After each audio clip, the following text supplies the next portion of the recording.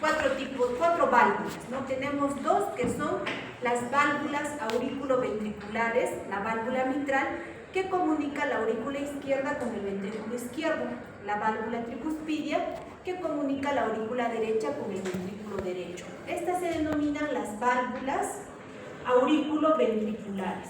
Y tenemos las otras válvulas que son la válvula aórtica, ¿no? Que sale del ventrículo izquierdo, y la válvula pulmonar, de la arteria pulmonar, ¿no? Que llega al ventrículo derecho, que son conocidas como las válvulas sigmoideas. Entonces, todos los fenómenos que nosotros escuchemos, ¿no? Cuando auscultamos a un paciente, tenemos que relacionarlo con el ciclo cardíaco. ¿Qué es el ciclo cardíaco? Recordemos que nuestro corazón es una bomba electromecánica. Entonces, va a tener una sístole, recuerden la sístole, donde el corazón hace una fuerza de contracción. Esta fuerza de contracción hace para que el ventrículo izquierdo haga una fuerza y pueda eyectar la sangre a través de la aorta y llegue hasta la circulación sistémica. Tiene que llegar hasta nuestras pequeñas arterias en los miembros inferiores. Entonces la fuerza tiene que ser, como dice, valga la redundancia, una gran fuerza de fracción de eyección. Esa es la sístole. Entonces en la sístole, que mi corazón está así cerrado, como el puño cerrado, ¿qué va a pasar? Las válvulas aurículo-ventriculares que están dentro del corazón tienen que estar cerradas en la sístole. Y la válvula aórtica y la pulmonar tienen que estar abiertas para que la sangre pueda pasar por la aorta hacia la circulación y regrese por la pulmonar a las cavidades derechas. Entonces, en la sístole están cerradas la válvula mitral y tricuspidia y están abiertas la válvula aórtica y la válvula pulmonar. La otra parte del ciclo cardíaco es la diástole. En la diástole, nuestro corazón está así, dilatado. En ese momento, esta bomba electromecánica, ¿qué está pasando en el corazón? La sangre está pasando de las aurículas hacia los ventrículos. En este momento que el corazón está dilatado, se tiene que cerrar la aorta y cerrar la pulmonar para que la sangre no escape de nuestra bomba, que es el corazón. Entonces, en la diástole, incluso, chicos, es el momento donde todo el miocardio se perfunde a través de las arterias coronarias. Entonces, ¿qué pasa en la diástole? El corazón está dilatado, por tanto, las válvulas aurículo-ventriculares están abiertas, ¿no? Y están cerradas la válvula aórtica y la válvula pulmonar. Entonces, chicos, ustedes siempre tienen que relacionar con el ciclo cardíaco. Porque si ustedes van a aprender valvulopatías de memoria, de repente para el examen les sirva, pero después se van a olvidar porque la memoria es frágil. Pero si ustedes aprenden a relacionar lo que escuchan con el ciclo cardíaco, eso no se van a olvidar.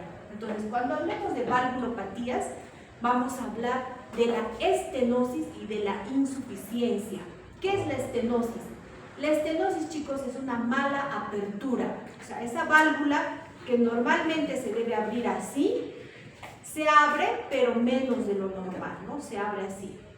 Puede ser leve, moderado, severo, pero es una mala apertura de la válvula, la estenosis.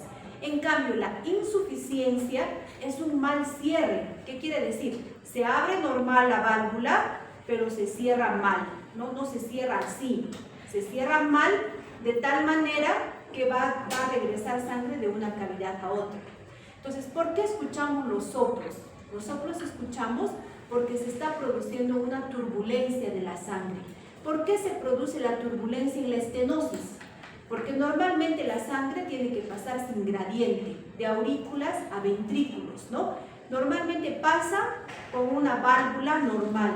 Pero ¿qué pasa si mi válvula es más pequeñita, no se abre? Entonces, una gran cantidad de sangre tiene que pasar por un agujero cada vez más pequeño. Entonces, ahí la sangre pasa de manera turbulenta. Entonces, al pasar de manera turbulenta, se produce un soplo por la turbulencia. En cambio, en la insuficiencia, ¿qué pasa?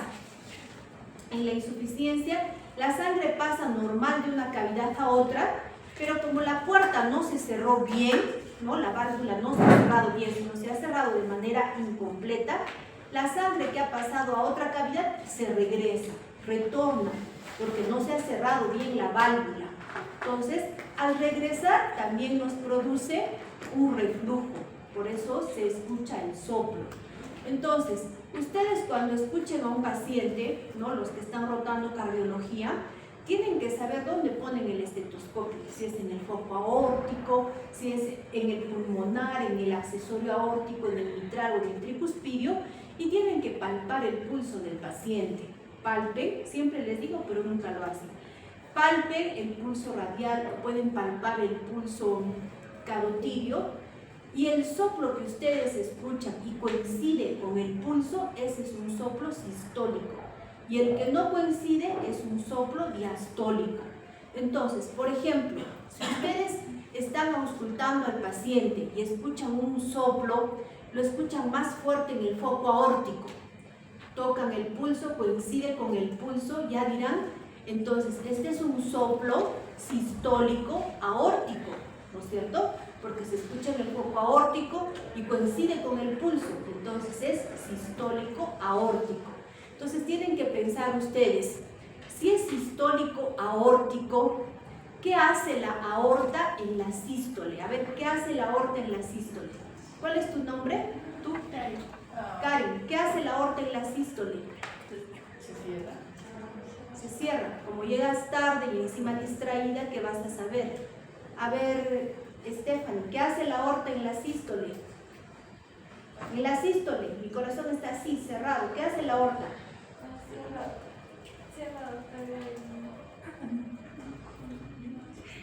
Voy a volver a repetirles, pero presten atención, chicos. Yo veo que me están mirando, pero realmente, ¿dónde estará? En la sístole, mi corazón está cerrado, está contraído, así, como el puño cerrado.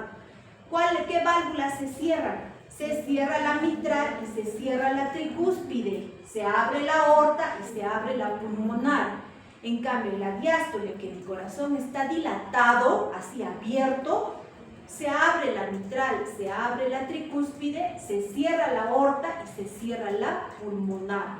Entonces, si yo escucho un soplo sistólico en el foco aórtico, a ver, ¿cuál es tu nombre? Nicole. Nicole, si escucho un soplo sistólico en el foco aórtico, ¿qué estará pasando con mi aorta? ¿Qué hace la aorta en la sístole? No mires tu apunte, piensa lo que te he dicho. Va a estar cerrado lo que va a ser el mitral y el tricúspide, y va a estar... ¿Qué va a hacer la aorta en la Se va a contraer. sístole? ¿Se va a abrir o cerrar? Cerrar. Se va a abrir. Claro, se va a abrir. ¿Por qué No, se contrae, se va a cerrar. No, chicos. Presten atención, por Pero favor. dice eso. Mira, En la dice que el izquierdo se sístole contrae. tenemos un ciclo cardíaco, ¿no es cierto? En la sístole mi corazón es como un puño. Recuerden que nuestro corazón es una bomba electromecánica, una bomba que va a manejar volumen. Entonces, ¿qué pasa en la sístole? El corazón se contrae así como el puño cerrado. Entonces, si está cerrado el puño, las válvulas auriculoventriculares están cerradas.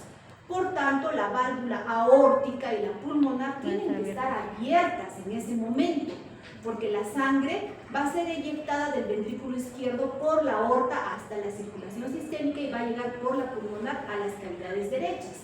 Entonces, eso va a pasar en la sístole. En la diástole, mi corazón va a estar dilatado, así va a estar, como mi mano abierta. ¿Qué va a pasar en el momento de la diástole? Las válvulas auriculoventriculares van a estar abiertas porque la sangre está pasando de aurículas a ventrículos. Entonces, para que la sangre no escape de esta bomba, ¿qué va a pasar? Se tiene que cerrar la aorta y se tiene que cerrar la pulmonar. Entonces, si por ejemplo yo le escucho al paciente un soplo en el foco mitral, le toco el pulso y este soplo no coincide no coincide con el pulso. Diré que el soplo es diastólico mitral. ¿Y qué va a pasar? ¿Cuál es tu nombre? Nayeli. A ver, Nayeli, ¿qué cosa voy a pensar yo? Es un soplo diastólico mitral. ¿En qué patología pensaré? ¿Qué hace la mitral en la diástole? Se dilata. ¿Se abre o se cierra? Se cierra. Con razón, chicos, vieran sus notas puros ceros. De verdad, es que yo explico 3, 4 veces y si no entienden, ya es porque vienen ustedes sin conocimientos previos. De verdad, es una lástima que estén en medicina interna y no sepan nada de semiología. Esto que les estoy diciendo, ustedes lo han debido ver en semiología y se supone que han aprobado semiología. Bueno, empezamos con lo que es estenosis de la válvula mitral. A ver.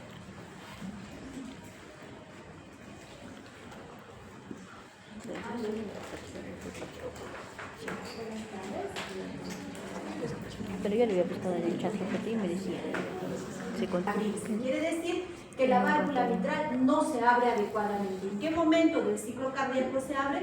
Se abre en la diástole. La etiología.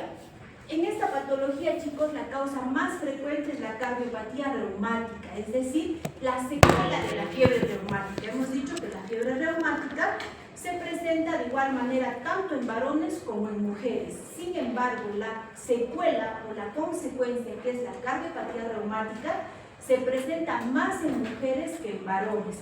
Y esta es la principal patología como secuela de la fiebre reumática, que es la estenosis de la válvula mitral. Entonces, la primera causa, la fiebre reumática. En algunos casos puede tener una causa congénita. Quiere decir que la válvula ha nacido estrecha desde el nacimiento, ¿no? Puede ser también una calcificación, por ejemplo, en enfermedades autoinmunes, como la fiebre, como la artritis reumatoidea o el lupus eritematoso sistémico. Entonces, ¿cuál es la principal etiología? Secuela de la fiebre reumática. Aunque en muchos casos solamente se llega a saber exactamente en la mitad de los casos, ¿no? Porque la otra mitad vemos ya la enfermedad avanzada y no se puede llegar a saber si tuvo realmente la fiebre reumática. 2/3 partes son mujeres, porque la fiebre reumática se presenta, como les digo, igual en varón que en mujer, pero la secuela de la cardiopatía reumática se da más en mujeres con una relación de 2:1. Miren, esta es una válvula normal, miren la válvula mitral y la válvula tricuspidia. ¿Qué pasa con la estenosis? Se va calcificando, ¿no? Se va calcificando todo lo que es el aparato valvular, lo que son las valvas, el tejido conjuntivo, los tendones que van a... todo el citoesqueleto de la válvula, y miren cómo se va cerrando. Entonces cada vez se va haciendo más estrecho y más pequeña la válvula en la estenosis de la válvula mitral. Igualmente acá, miren, estas son las lesiones que hemos visto ayer, ¿no? Que son las vegetaciones que se producen a nivel de las válvulas. Esto va produciendo una calcificación de la válvula, va degenerando todo el aparato valvular hasta que lo va cerrando, como vemos acá. Igual acá, fíjense, tenemos vegetaciones y miren la válvula mitral cómo queda, ¿no? Estrecha, cerrada. Entonces, ¿qué vamos a ver? Vamos a ver esa presencia de nódulos pequeños. Ya hemos dicho que son vegetaciones que están formadas por macrófagos, fibroblastos, que van a producir engrosamiento de todo el aparato valvular, es decir, de las comisuras, de las valvas, de las cuerdas tendíneas y también de los músculos papilares. Entonces, fíjense en esta imagen, miren acá, esta es la válvula mitral, miren las lesiones tipo vegetaciones, estas son las que van degenerando las válvulas. Por eso ayer les dije que la fiebre reumática muerde las válvulas, ¿no? Lame las articulaciones porque las articulaciones se hinchan, se inflaman, pero luego quedan sin secuela. En cambio, las válvulas cardíacas las muerden porque deja una secuela que cada vez así se va haciendo más severa hasta que el paciente a edad joven va a necesitar un cambio de la válvula. Ahora, normalmente el área valvular normal, fíjense, en un adulto promedio es de 4 a 6 centímetros cuadrados. La estenosis puede ser leve moderada, severa o muy severa. ¿Cuándo es leve? Cuando está en 2 centímetros cuadrados. ¿Cuándo es moderada? De 1.6 a 2 centímetros cuadrados. ¿Cuándo es severa? Cuando el área valvular es de 1 a 1.5. ¿Y cuándo es muy severa o crítica? Cuando es menos de 1 centímetro cuadrado. ¿Cómo se hace esta medición? Lo hacemos por ecocardiografía.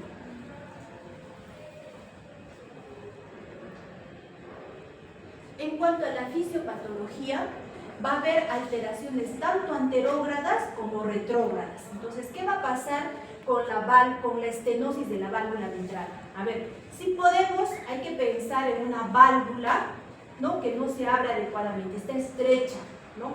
Va a ser primero leve, moderada, severa y al final llegará a ser crítica. Entonces, es como esta puerta, ¿no?, que comunica dos ambientes. Digamos que esto sea la aurícula y lo que está afuera sea el ventrículo izquierdo. Entonces, la sangre tiene que pasar de la aurícula hacia el ventrículo por la puerta, que la puerta normalmente hemos dicho que es de 4 a 6 centímetros cuadrados. Digamos que es esta puerta normal. ¿Qué pasa si cada vez voy cerrando la puerta? Voy a necesitar mayor presión en la aurícula para que toda la sangre pase al ventrículo izquierdo. Se va a ir generando aumento de la presión a nivel de la aurícula izquierda. Entonces va a aumentar la presión a nivel de la aurícula izquierda, puede llegar incluso de 35 a 40 milímetros de mercurio, es bastante. Entonces ya la sangre no va a pasar libremente, sino va a pasar haciendo un gradiente de presión. Y cada vez, si vamos estrechando la válvula, cada vez va a pasar menor cantidad de sangre de la aurícula izquierda al ventrículo izquierdo. Y el ventrículo izquierdo es el que manda la sangre por la aorta a la circulación sistémica. Entonces cada vez irá llegando menos sangre a la circulación sistémica. Entonces estamos hablando de una enfermedad que tiene un gasto cardíaco disminuido, porque cada vez el ventrículo recibe menos sangre. Entonces va a pasar por un gradiente de presión, ¿no?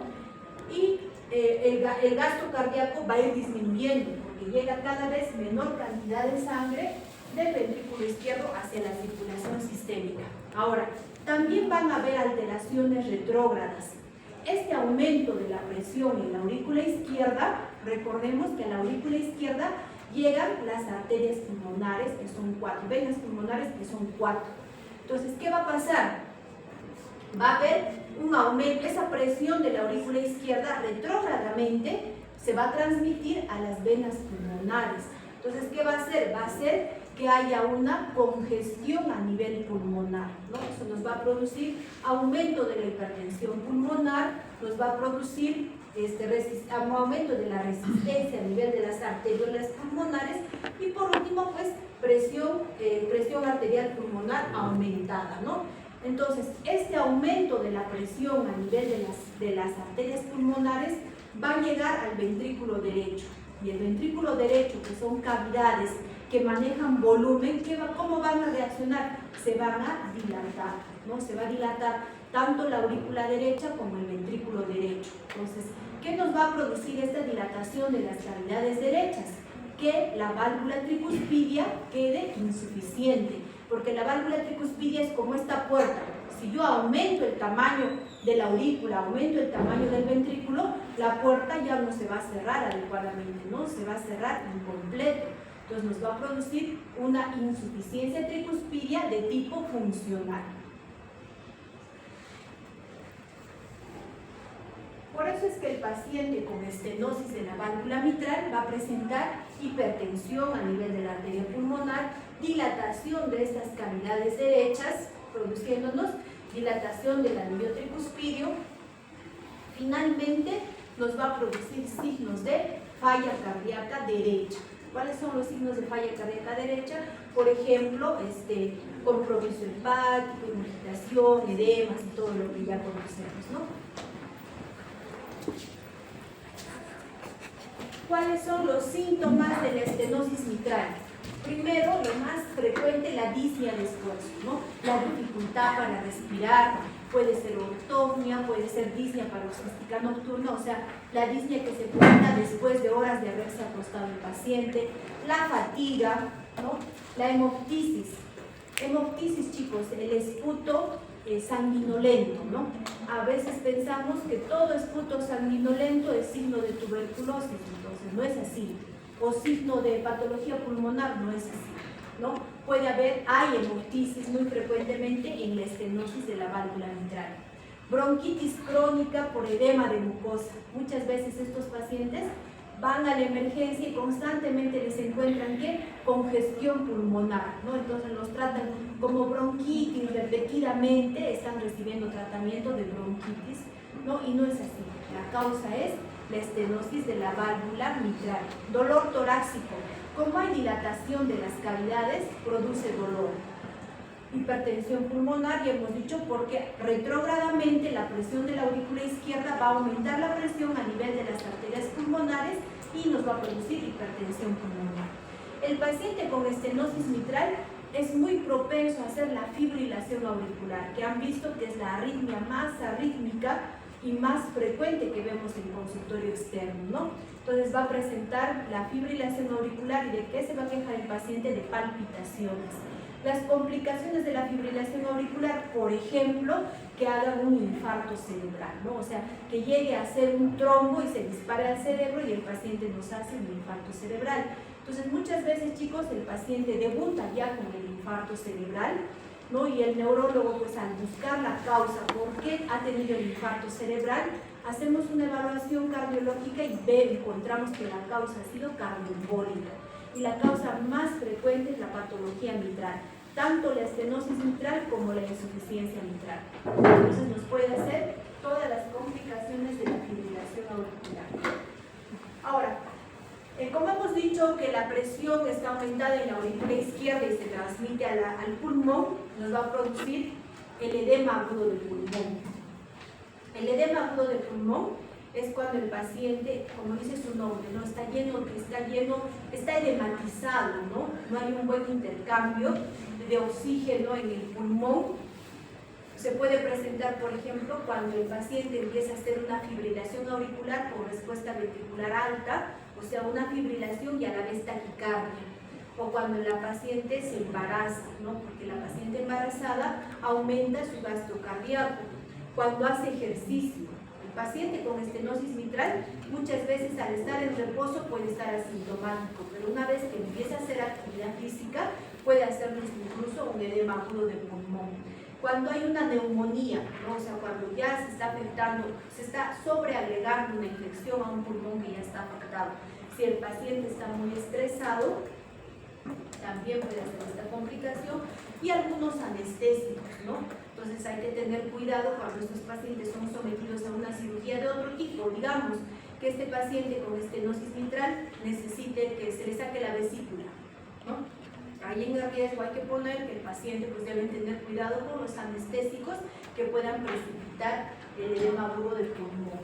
Entonces, en el electrocardiograma, ¿qué vamos a ver? Hemos dicho que van a crecer las cavidades derechas, ¿no? O sea, vamos a ver dilatación tanto de aurícula como de ventrículo derecho, y lo más frecuente también es la fibrilación auricular. Entonces, fíjense, este es un electrocardiograma donde hay una fibrilación auricular. Miren, no hay onda P, ¿no?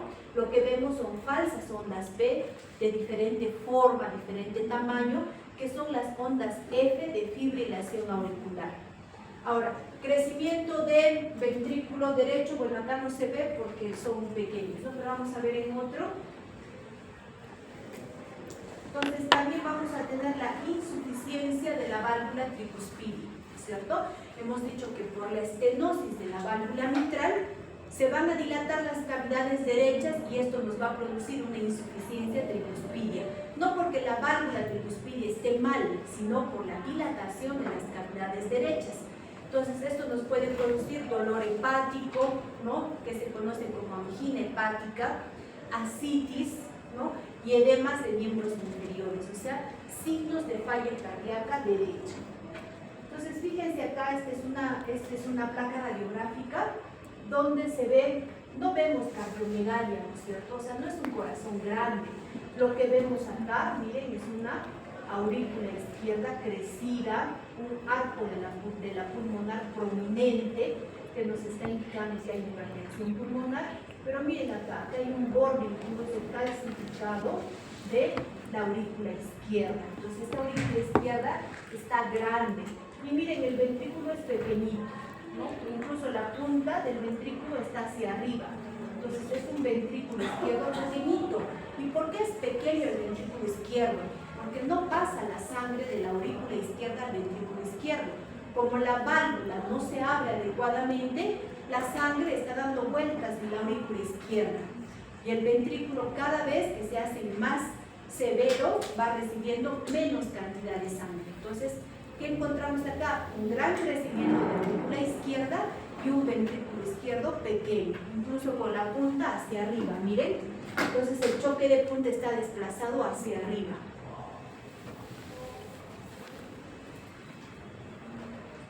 Ahora, la aurícula izquierda es una gran aurícula izquierda, grande, ¿no? O sea, crecida. ¿Qué va a pasar? Como está crecida, va a comprimir otros órganos cercanos. Por ejemplo, si comprime el nervio laríngeo recurrente, el paciente va a presentar disfonía, ¿no? O el signo de Horner. Si comprime el esófago, va a presentar disfagia, o sea, dificultad a la deglución. Si comprime el bronquio principal izquierdo, va a producir un colapso pulmonar izquierdo. Estos síntomas se van a presentar ya porque la aurícula es tan grande que comprime algunos órganos. Entonces, fíjense acá, por ejemplo, este es un esofagograma validado. Miren, normalmente el esófago pues, debe tener este grosor, ¿no? Pero miren, esta es la aurícula izquierda que está crecida. Y miren cómo comprime el esófago. Entonces, el paciente va a tener dificultad para deglutir, o sea, disfagia. Miren, esta es una imagen de la aurícula izquierda. Normalmente la aurícula izquierda es hasta acá, así pequeña, pero miren esta gran aurícula izquierda. Igualmente acá, miren, esta es la aurícula izquierda, que está grandemente crecida, ¿no? Entonces va a comprimir otros órganos, como ya hemos visto, nervio laríngeo recurrente, puede ser bronquio izquierdo. ¿Cuáles son las complicaciones de la estenosis de la válvula mitral? Como hemos dicho, estos pacientes hacen fibrilación auricular. Entonces, ¿qué pasa en la aurícula? La aurícula izquierda, que es grande, tiene una estructura que es la orejuela izquierda, que es altamente trombogénica, es así como una orejita. Entonces ahí la sangre está dando vueltas porque no puede pasar, porque la válvula está cerrada, no se abre bien. Entonces va dando vueltas y la sangre entra a la orejuela y está dando vueltas ahí. ¿Qué pasa? Se forman trombos, se forman coágulos. Y estos trombos en algún momento dispara el ventrículo izquierdo. Del ventrículo izquierdo pasa por la aorta y puede dispararse a cualquier parte del cuerpo. Sobre todo se dispara al cerebro y nos produce el infarto cerebral. Entonces, una complicación es el embolismo sistémico, que se presenta del 10 al 30%. La otra complicación es la endocarditis infecciosa. Ayer hemos hablado, de repente han escuchado la clase, para los que han escuchado, para la endocarditis infecciosa necesitamos que haya una lesión del endocardio. Entonces, por ejemplo, si la válvula está estenosada o está insuficiente, esa válvula es propensa a la endocarditis.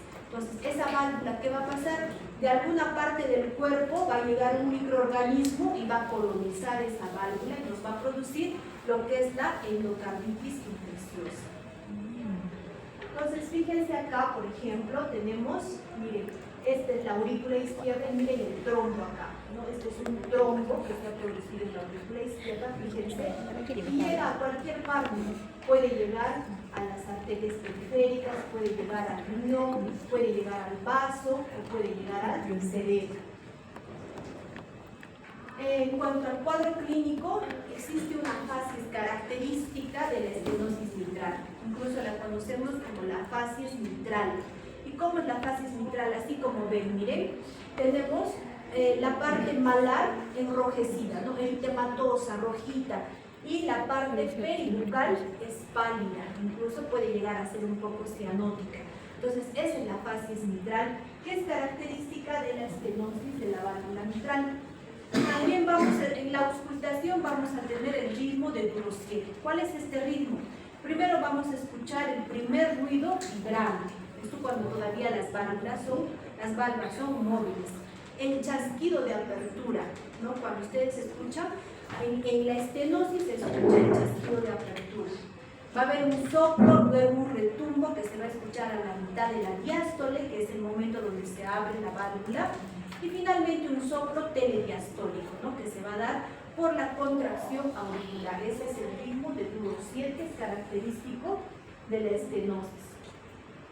Ahora, hay causas también de retumbo mesodiastólico, no solamente en la estenosis mitral. Este retumbo se puede escuchar, por ejemplo, en la insuficiencia aórtica, en el soplo de hiperflujo, en lo que es la comunicación interauricular o en la estenosis tricuspidia. ¿Y en qué otras patologías hay un primer ruido brillante? En todos los estados hiperdinámicos, es decir, en la anemia, en la fiebre, en la tirotoxicosis, en la enfermedad de Beriberi, en todas las enfermedades que van con estados hiperdinámicos. ¿Cuáles son los diagnósticos diferenciales? A ver, pensemos, estamos hablando de una válvula que cada vez se va estrechando más. ¿Por qué se puede estrechar? Se puede estrechar por un tumor. Hay tumores que crecen. Si este tumor se va a dar en la aurícula izquierda, va a ser grande, va a ocupar casi toda la aurícula izquierda, ¿qué va a pasar? Va a estrechar también la válvula mitral, ¿no? Entonces, un diagnóstico diferencial es el mixoma auricular izquierdo. Otro, que se esté produciendo un coágulo, un trombo a nivel de la aurícula izquierda, que también nos obstruya la salida, ¿no? de la válvula mitral. La cardiomiopatía hipertrófica, cuando las paredes del ventrículo izquierdo están muy engrosadas, no deja que se abra bien la válvula mitral, ¿no? Y otro es una patología congénita, el cor triatriatum, ¿no? Que se comporta como una estenosis de la válvula mitral. Entonces, fíjense acá, por ejemplo, miren esta es la aurícula izquierda, miren que la aurícula izquierda está ocupada por un tumor, ¿no? El tumor más característico es el mixoma, es un tumor benigno, ¿no? Felizmente es benigno, se puede llegar a operar y el paciente pues queda curado, ¿no? Ahora, acá por ejemplo, podemos encontrar, miren este grosor del ventrículo izquierdo, ¿no? Lo que hemos dicho, en la cardiopatía hipertrófica. Cuando se hipertrofian las paredes del ventrículo izquierdo, fíjense acá, este corazón que está bueno para un anticucho, normalmente las paredes deben ser 11 milímetros máximos, pero mira acá estará pues 23, 25, ¿no? Están bien gruesas. Entonces, ¿qué pasa cuando las paredes son muy gruesas? No deja que se abra bien la válvula, hace una especie de feedback, ¿no? O sea, obstruye la apertura de la válvula porque son gruesas. Pero ahí el aparato valvular está indemne, solamente son las paredes que no dejan que se abra adecuadamente la válvula mitral. Ahora, el electrocardiograma, ¿qué vamos a tener? Cuando hablamos de crecimiento de aurícula izquierda, siempre pensemos en la onda P, ¿no? La onda P, que es la onda que se dibuja, que se grafica por la despolarización auricular. Si yo estoy pensando en una patología que tiene un crecimiento de aurícula izquierda, debo tener una onda P que está aumentada en la duración, ¿no? La duración máxima era 0.12, de hecho que ya se me ha olvidado, pero que haya un aumento mayor, que dure más de 0.12, nos indica un crecimiento de aurícula izquierda. Entonces la onda P mitral. Si ya no hay onda P, o sea, si el paciente ya está haciendo arritmia, vamos a encontrarnos en fibrilación auricular. Va a haber hipertrofia del ventrículo derecho y el eje eléctrico obviamente se va a ir a la derecha porque hemos dicho que va a haber dilatación en las cavidades derechas. Entonces, fíjense acá, que llama la atención, primero la duración de la onda P, ¿no? Si contamos acá cuadraditos, desde acá hasta acá, es mucho más de 3, ¿no? Acá habrá unos 6 o 7. Otro, miren, hay un bloqueo incompleto de rama derecha. ¿Qué más? Acá fíjense, el eje está desviado hacia el lado derecho porque el I en D1 es negativo, ¿no? Se va hacia el lado derecho y fíjense en B1 la onda R alta, signo de hipertrofia del ventrículo derecho. Ahora, esta estenosis mitral hemos dicho que es la principal causa de fibrilación auricular y se presenta más en mujeres, ¿no? Por la estenosis mitral, es más frecuente en mujeres. Entonces, me llama la atención acá el ritmo totalmente irregular, fíjense, comparado a un ritmo normal, y siempre fíjense en la derivada B1 o B2, las ondas F de fibrilación auricular. ¿Qué vamos a encontrar en una placa de tórax? Vamos a encontrar, ya lo hemos dicho, crecimiento de aurícula izquierda, calcificación puede ser de la válvula mitral, crecimiento de cavidades derechas, dilatación de la arteria pulmonar, hipertensión de la arteria pulmonar, o sea, una dilatación del cono de la pulmonar y un ventrículo izquierdo pequeño.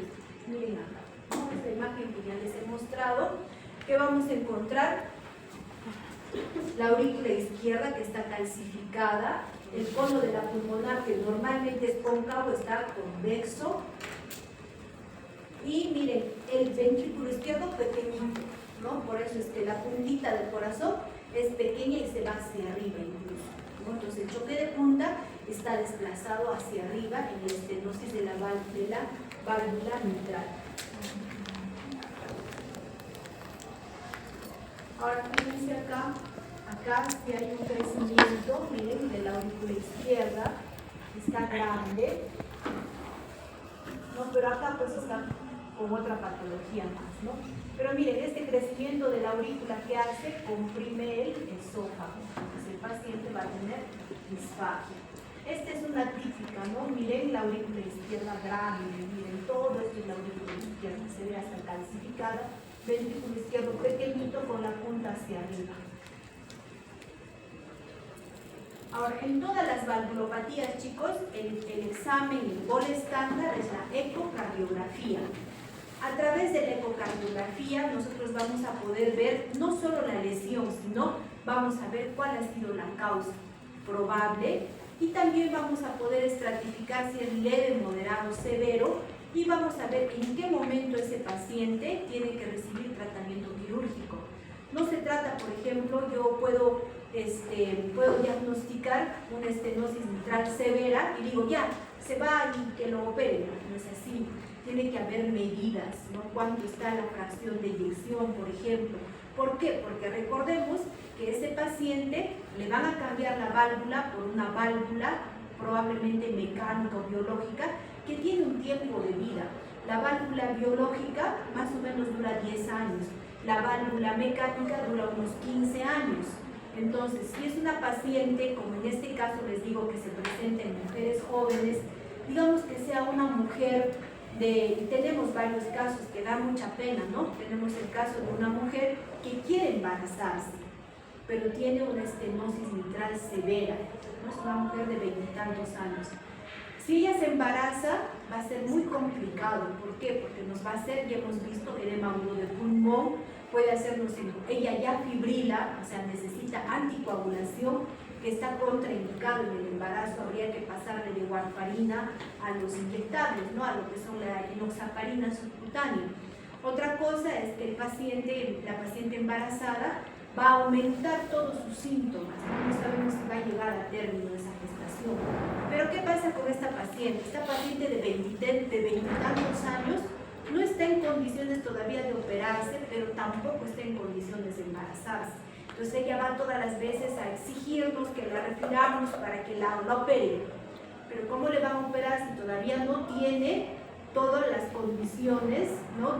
Su fracción de eyección está normal, el tamaño de su aurícula todavía no es grande, entonces todavía no está para que lo operen. Es una cirugía bien complicada, es una cirugía a corazón abierto, donde la sangre pasa por toda una circulación extracorpórea y tienen que, con parada cardíaca, y tienen que cambiar esa válvula. Entonces, si le cambian, por decir, a los 25 años, digamos que le pongan una biológica, ¿no?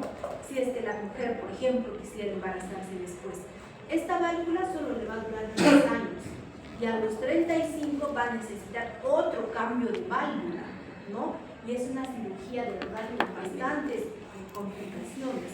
Entonces lo que nosotros necesitamos es que esa válvula dé al máximo, ¿no? Que el paciente pueda vivir con esta válvula que está dañada lo más que se pueda y cuando ya haya criterios de cirugía, ese paciente tiene que ser sometido a cambio de válvula, ¿no? Entonces hay que pensar en esos aspectos. Y la ecocardiografía es el examen, el gol estándar, que nos va a indicar en qué momento este paciente tiene que ser sometido a tratamiento quirúrgico.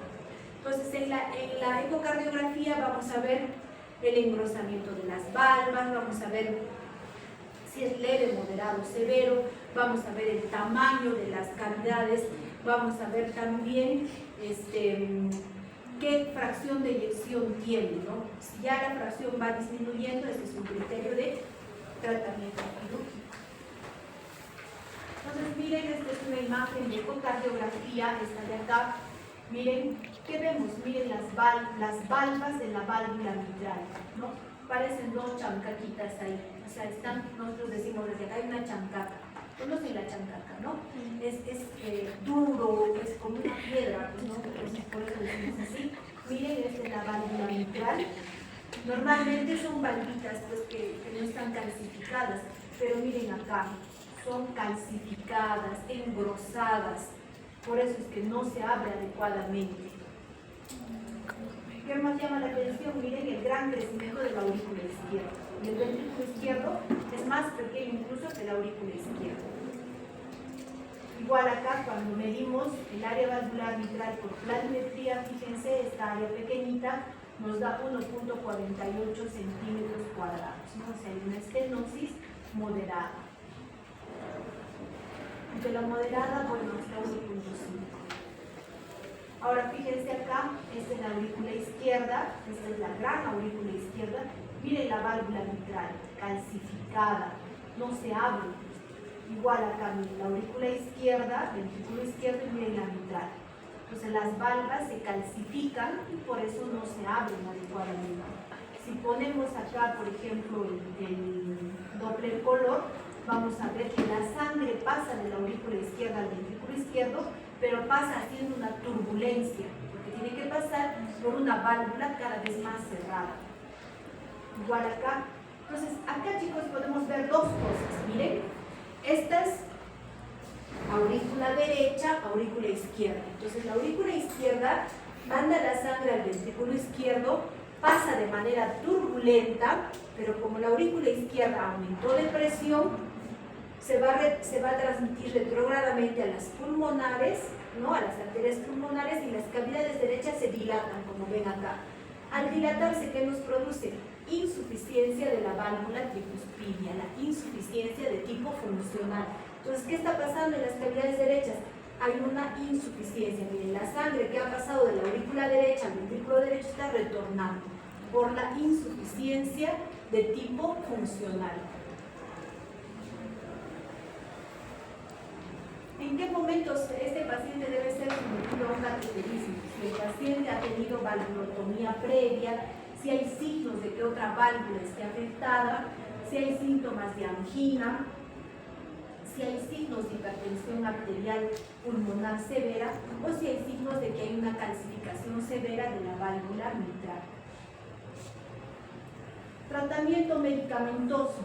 Se puede usar los medicamentos que son cronotrópicos negativos, porque recordemos, estamos en una patología donde hay bajo gasto cardíaco. Si aparte de haber bajo gasto cardíaco, el paciente hace taquicardia, va a haber signos de falla cardíaca. Necesitamos que ese corazón esté con una frecuencia cardíaca normal o más lenta de lo normal, ¿no? Para que por lo menos haya tiempo para hacer una buena sístole y una buena diástole. Por eso podemos usar los digitalicos, que son cronotrópicos negativos, es decir, disminuyen la frecuencia cardíaca. Los beta bloqueadores, podemos usar también calcio antagonistas tipo verapamil, ¿no? Ahora, diuréticos también, porque estamos diciendo que va a haber congestión pulmonar, va a haber edemas, va a haber ingurgitación, hepatomegalia. Entonces, los diuréticos van a aliviar los síntomas del paciente.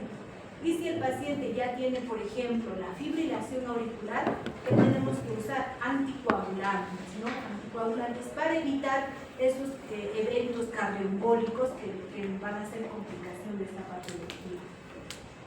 Ahora, en algunos casos se puede hacer una cirugía paliativa, es decir, una cirugía que solo va mejorar los síntomas por un tiempo, como la valvuloplastía mitral, ¿no? Que puede ser con balón o puede ser una valvulotomía cerrada, abierta, o en algunos casos ya necesita reemplazo valvular de todo el aparato valvular, que puede ser, como les digo, de tipo biológico o de tipo mecánico. Entonces, miren, para abrir esa válvula, ¿no? Se puede hacer por un catéter. Se ingresa por la arteria radial con un catéter, se llega hacia las cavidades derechas, se perfora el septum interauricular, se pasa el catéter hasta la aurícula izquierda.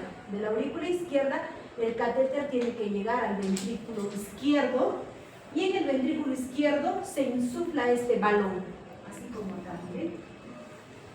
Se insufla, miren que está pasando el catéter al ventrículo izquierdo. En el ventrículo izquierdo se insufla el balón y se jala el balón. Entonces jalamos el catéter. ¿Y para qué? Para que este balón, que es como un globito que está inflado, ¿qué va a hacer? Va a romper las valvas de la válvula mitral que está cerrada, ¿no? Lo va a romper. Entonces, al romper, las valvas van a quedar abiertas. Ya no va a estar cerrado, abierto. Pero ¿qué va a pasar? Si las valvas están abiertas, es como una herida. ¿Qué va a pasar después? Va a venir lo que es la cicatrización y nuevamente se va a cerrar. Por eso es un tratamiento paliativo, un tratamiento que va a durar poco tiempo.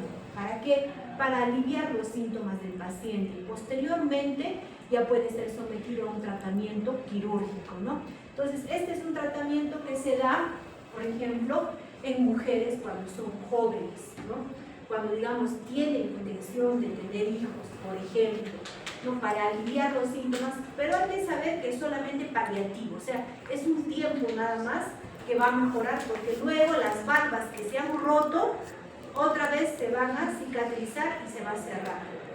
Hasta se puede cerrar más de lo que estaba antes, ¿no? En ese momento va a necesitar otro tratamiento quirúrgico. Entonces, miren, se insufla, se jala el balón y este balón rompe las valvas y abre la válvula mitral. Entonces, los resultados en ese momento pues son buenos, ¿no? Ya la sangre va a pasar más o menos gradiente de la aurícula izquierda al ventrículo izquierdo, pero solamente temporal. En cuanto a las medidas generales, es importante que este paciente no haga actividad física, porque ya hemos dicho, si aumenta la actividad física, va a necesitar mayor gasto cardíaco. Estamos hablando de una patología que tiene bajo gasto cardíaco. Entonces, ¿qué va a pasar? Va a ser edema agudo de pulmón y se puede llegar hasta morir. No debe hacer actividad física. La dieta baja en sal, porque ya sabemos que el cloruro de sodio retiene líquido y estos pacientes tienen signos de falla cardíaca derecha, o sea, edemas, congestión. ¿Qué va a pasar si come mucha sal? Se va a congestionar, ¿no?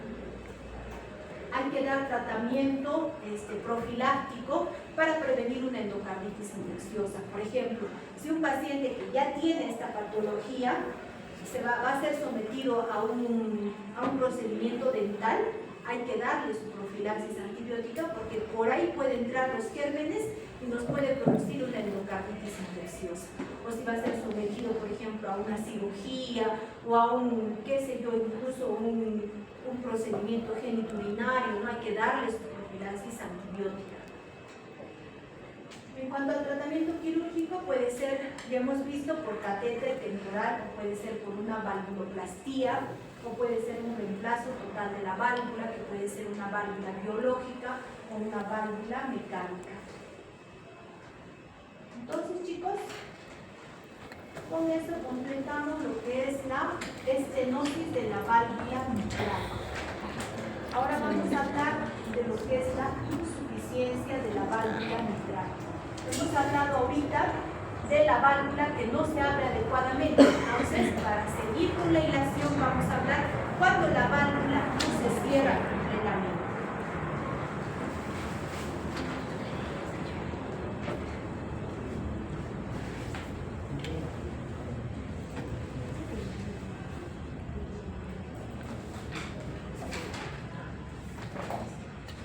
Entonces, cuando hablamos de la insuficiencia mitral, estamos hablando de la patología ya también en la que la válvula se abre bien, pero no se cierra completamente, ¿no?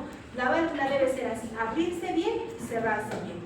Cuando ustedes ven en la eco, ¿no? La válvula está así.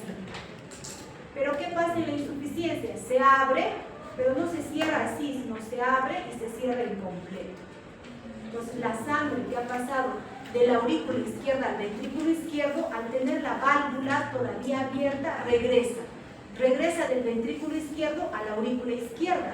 Entonces la aurícula izquierda cada vez va a tener mayor volumen de sangre, pero también va a mandar cada vez mayor volumen de sangre al ventrículo izquierdo. Entonces en esta patología va a haber crecimiento tanto de aurícula izquierda como de ventrículo izquierdo. Entonces, en cuanto a la etiología, chicos, de la insuficiencia mitral, es más variada, ¿no? En la estenosis mitral hemos dicho que la mayor parte de la etiología es fiebre reumática.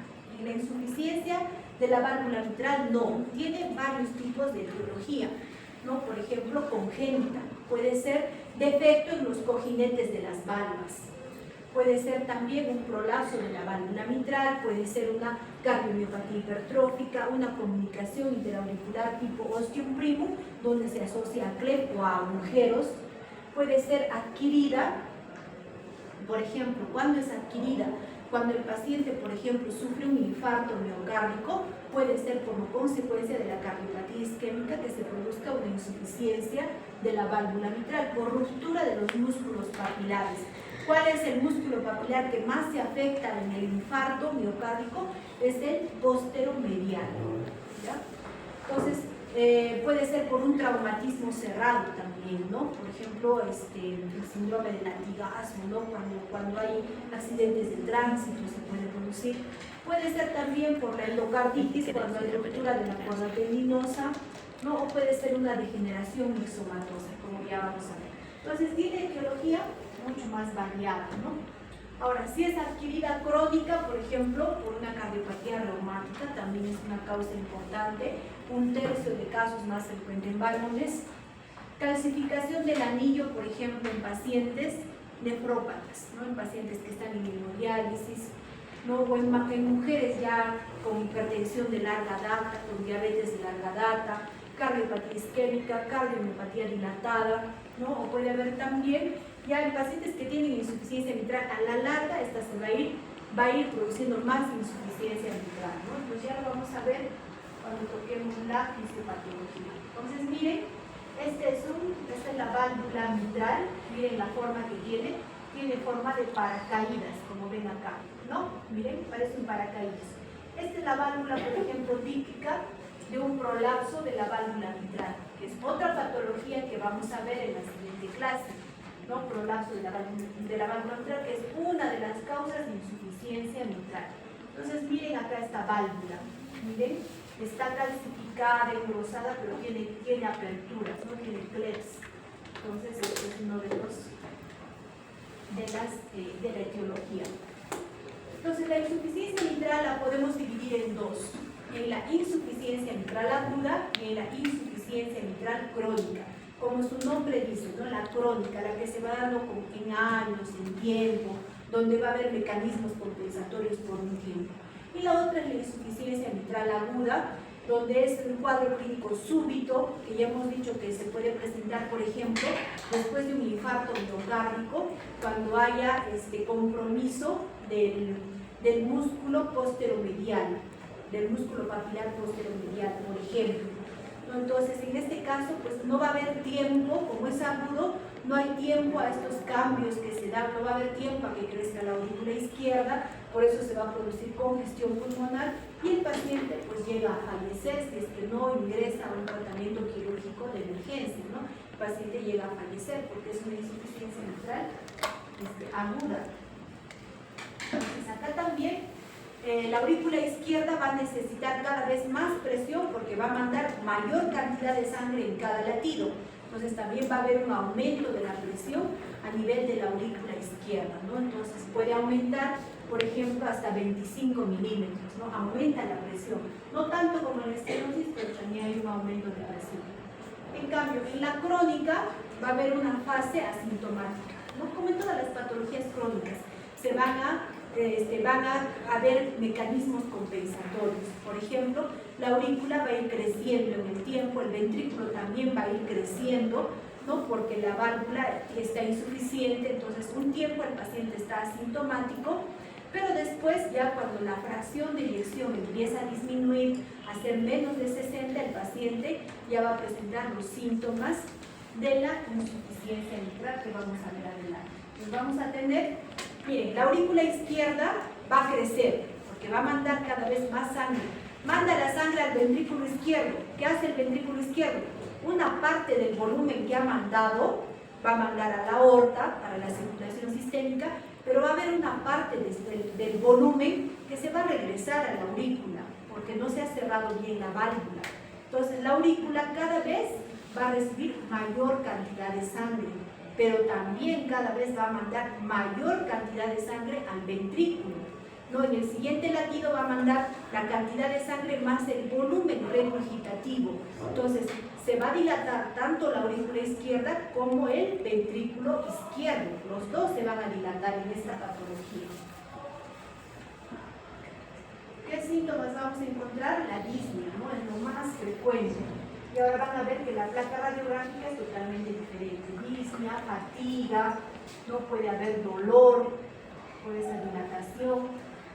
Entonces vamos a escuchar el primer ruido disminuido, el segundo ruido desdoblado, puede haber un tercer ruido, o sea el galope, cuando hay una insuficiencia de tipo sistólica, y el cuarto ruido en insuficiencia aguda.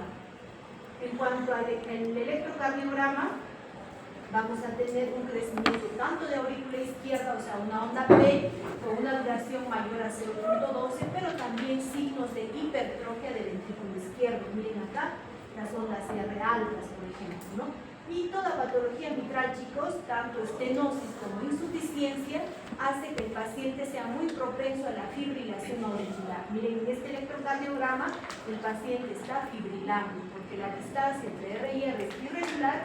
Y miren las ondas F de fibrilación en B1 y en B2. Miren este corazón, totalmente diferente, ¿no?, al corazón que teníamos en la estenosis. En la estenosis, recuerdan, teníamos el cono de la pulmonar prominente, la aurícula izquierda calcificada y un ventrículo izquierdo pequeñito, incluso la punta estaba hacia arriba. Miren acá, es una gran cardiomegalia porque han crecido las cavidades izquierdas y miren, el ventrículo izquierdo está grande, está dilatado porque el corazón acaba en punta, ¿no? Entonces miren, la placa es totalmente diferente y acá pues miren los campos pulmonares. Esta placa, chicos, es un paciente que está haciendo de edema del pulmón, ¿no?, en congestión. Entonces miren, el corazón dilatado, acaba en punta, entonces está crecido el ventrículo izquierdo. Como en todas las valvulopatías, el gol estándar, el examen gol estándar es la ecocardiografía. En la ecocardiografía vamos a ver, miren, acá está aurícula izquierda, ventrículo izquierdo, ¿no? ¿Qué va a pasar? Miren, la aurícula grande, el ventrículo grande, la sangre pasa de la aurícula al ventrículo y regresa. Regresa sangre del ventrículo izquierdo hacia la aurícula izquierda. Igualmente acá, miren, la sangre ha pasado de aurícula a ventrículo, pero del ventrículo está regresando esta sangre. Está produciendo regurgitación. En cuanto al tratamiento, de las medidas generales, una dieta hiposódica, reposo también, porque puede precipitar lo que es la congestión, profilaxis antimicrobiana, sabemos que la válvula está dañada, antes de que sea sometido a algún procedimiento tiene que recibir su profilaxis. ¿Para qué? Para evitar que haga la endocarditis infecciosa. Y hemos visto que la endocarditis tiene una alta tasa de mortalidad, chicos. ¿Por qué?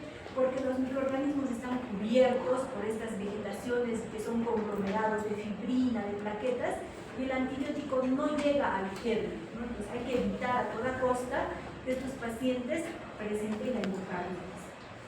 Igual, si es un paciente fibrilador, nos conviene tenerlo con una frecuencia cardíaca baja. Porque si nuestro corazón ya está así, está fibrilando, por lo menos que tenga tiempo para una buena sístole y una buena diástole. Si el paciente está así, fibrilando, y a eso le aumentamos una taquicardia, va a estar así. No hay tiempo para sístole ni para una diástole. Entonces, ¿qué hace el paciente? Signos de falla cardíaca.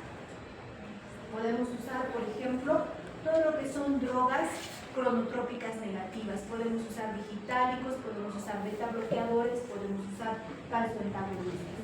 Diuréticos también, porque ya hemos visto que se va a congestionar el paciente. El tratamiento puede ser, por ejemplo, un tratamiento puede ser Transcatheter, como vemos acá, o puede ser, pues ya la válvula, o sea, puede ser una plastía de la válvula, ¿no? Si la válvula, por ejemplo, no está calcificada, se puede hacer una plastía a la propia válvula, ¿no? O ser, en otras palabras, como remendar, pues algo que está roto. Pero ¿qué pasa si esta válvula, aparte de que está insuficiente, también está estenótica, está calcificada? Va a tener que ser reemplazada toda la válvula por una prótesis, ¿no? Y hay que escoger la prótesis si es biológica, si es mecánica. ¿En quiénes ponemos prótesis biológica? Por ejemplo, en pacientes con muy ancianos, porque ya sabemos que la válvula no va a durar mucho, ¿no? O pacientes mujeres que son jóvenes, que quieren tener hijos, por ejemplo, ¿no? Porque cuando tenga una válvula mecánica, esa paciente va a tener que ser anticoagulada toda su vida y no va a poder ya tener hijos, por ejemplo. Si un paciente vive lejos, porque nos vienen pacientes, por ejemplo, de Puerto Maldonado, que no viven en Puerto Maldonado, sino viven pues, en zonas lejanas a la ciudad, es un paciente que no va a poder controlarse su TPINR de manera permanente. Entonces, ese paciente puede ser indicación una válvula biológica, ¿no? En el resto de los casos, chicos, más conviene la válvula mecánica, porque la válvula mecánica pues, va a tener mayor tiempo de duración. Pero, ¿qué conlleva la válvula mecánica? Que sea anticoagulado toda su vida, ¿no? Tiene que ser anticoagulado porque como es un metal, que es una válvula mecánica, nos va a generar trombos, va a formar trombos, y esos trombos pues van a mandar a cualquier parte del cuerpo, sobre todo al cerebro, produciéndonos un infarto cerebral. ¿Qué queremos? Evitar que se formen esos trombos, por eso lo anticoagulamos al paciente. ¿Ya, chicos? Entonces, en la próxima clase vamos a ver lo que es el prolapso de la válvula mitral.